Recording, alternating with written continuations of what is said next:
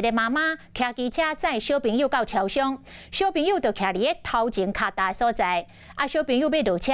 手滑抢滑，煞神煞甲油门吹咧走，机车怎爆冲，冲去弄这个超商外口的货架啊！是互看一个卡尾招领，警方特别来提醒，这个机车卡大所在袂当载人，而且小朋友嘛爱注意安全帽啊！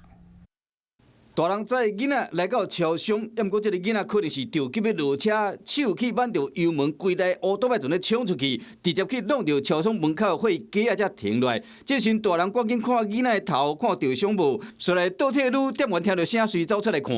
当时这名女子就让小朋友站在机车前踏板，没想到孩子意外误催油门，导致整辆机车直接爆冲。他这样也不合法规啊。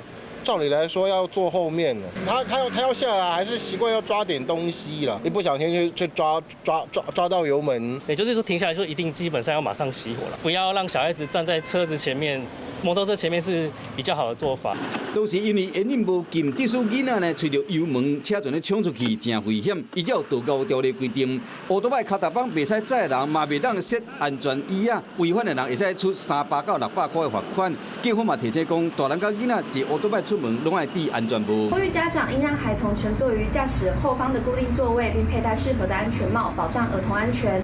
类似这款误吹油门、车失控的情形，三不五时啊，拢会发生。骑车载囡仔出门，大人都爱细致。若无食，毋若违规，会收到罚单，囡仔嘛会真危险。